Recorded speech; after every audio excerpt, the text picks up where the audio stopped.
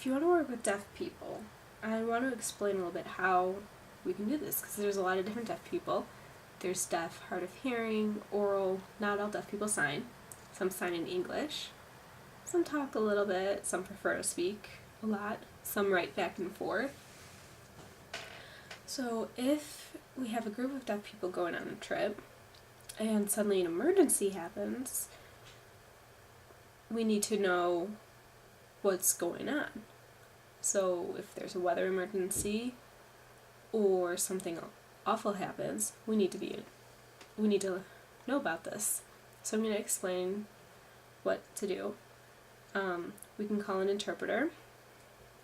There's an RSC, the Regional Service Center for Deaf and Hard of Hearing people, that you can call, and they'll have the interpreters come to let us know. Or you can write back and forth and let us know. And if we're talking, some prefer to write so that there's no misunderstandings. That's probably the best, or if you have an interpreter, that's good too. How would deaf people communicate if they're in a canoe? They're both facing forward. Deaf people just talk, but deaf people take their times,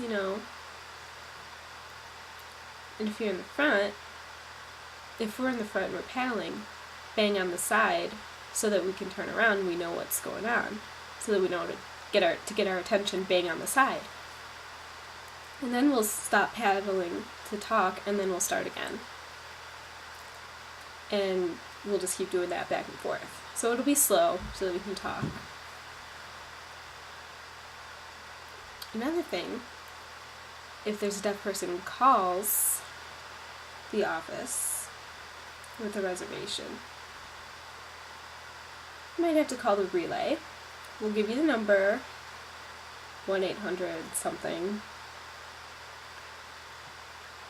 711 maybe, or anyone. So if you decide you want to call a deaf person, let them know that there's a mistake, you have to cancel, you can't go, or make changes, or whatever. Call a relay. You can call that number. There's an interpreter who will speak, who's the operator and everything, and then you give them the deaf person's number, and that person, the operator, will call the deaf person. So they will talk to you, and they will sign with me. It's important with relay that you talk straight to the deaf person. Don't say, ask her, tell her. No, talk straight to the person.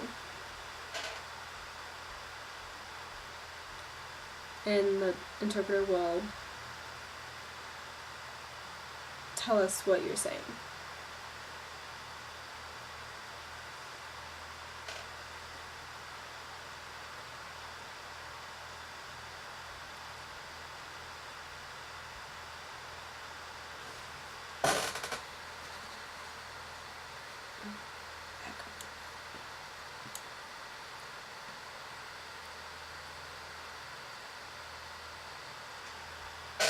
You talk, the interpreter will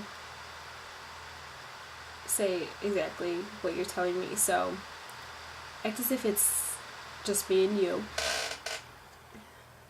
and just talk straight to me.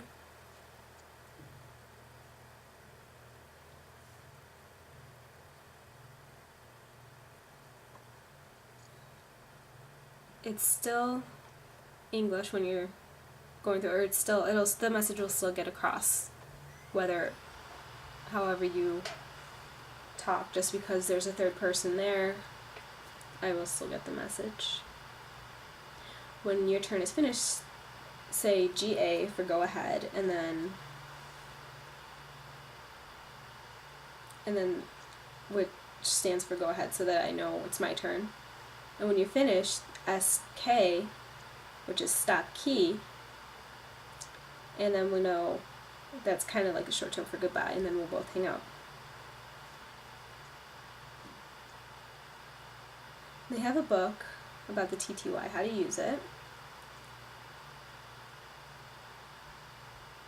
It's important to have this book, and so that when you have deaf people show up, you have that book ready. And if you have a lot of deaf people coming in, it'll be nice to have your own TTY. Even though relay will still work.